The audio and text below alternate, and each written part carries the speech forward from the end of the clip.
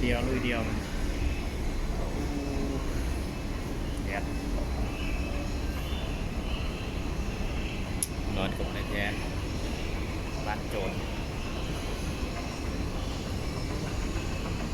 เอ้าเครื่องดูท่านจะเปิดมาเช้าคนก็9 โมงกว่าปิดเนาะวันหยุดเนาะแม่ซื้อโทรศัพท์ใหม่บรรยากาศแดดชิวๆ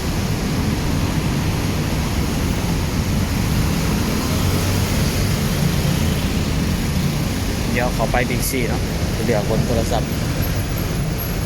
ตัวนี้กล่องมันบ่อยากได้แหละมันไล่ใช้งานบ่อยากได้เปลี่ยนใหม่กันงบเบาๆเนาะงบประหยัด1,000-2,000เบิ่งบ่สิมีบ่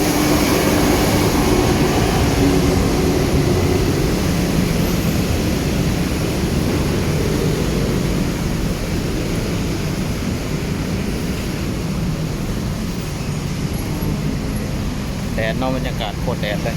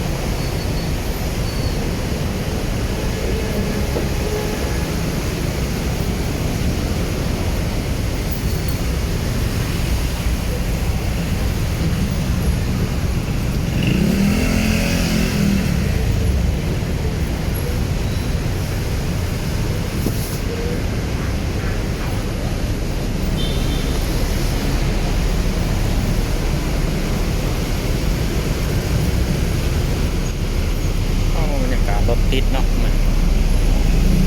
ช่วงไฟแดงสายเดียวเนาะเดินเดียวมาคนเดียวย่างมากเลยนะรถกับพวกขี้งบน้อยแห้งมาดิ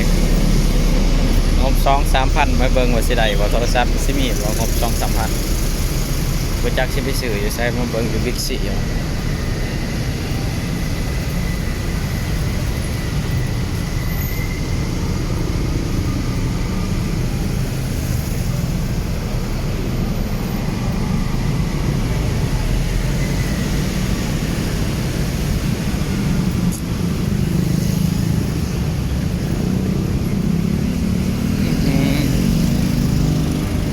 บูธเทศกาลอาหารเนาะ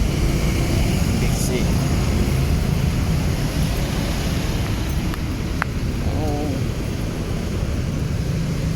2 กันยาถึง6 ตุลา15 วันโอ้ขายเครื่องเนาะขายอาหารเต็มเข้าไปเปิดด้านในเป็นโทรศัพท์เสื้อผ้ามีตรงงามเนาะโอ้เขาแถบจะมาทันเปิดสักมากเสาแห้งเลยบางหานเขายังมาทันเปิดสักมากก่อนละแต่9 โมงเดี๋ยวเป็นไปเบิ่งโทรศัพท์2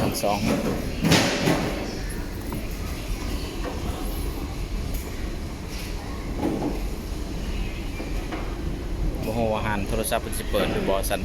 2ไว้อยู่สั่นลุมบางหานเพิ่นยังบ่ทันได้เปิดซ้ำ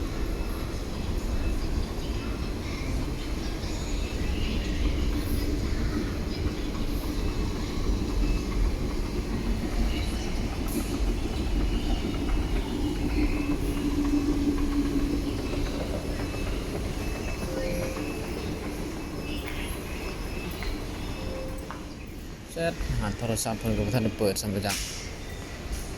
โอ้มาเช้าโพดบิ๊กซี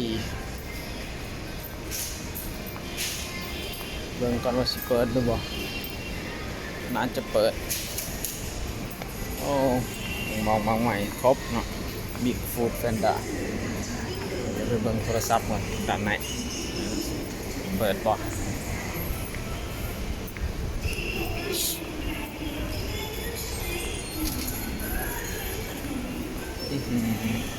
คนบ่ทันหลายบ่ได้ยังเศร้าน่าจะเปิดคิดว่า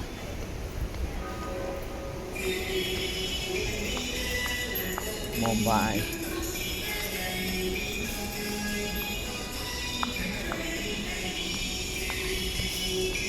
เปิดเนาะนี่อยู่เดี๋ยวเข้าไปเบิ่งเดินงบน้อยๆโมบายเปิดอยู่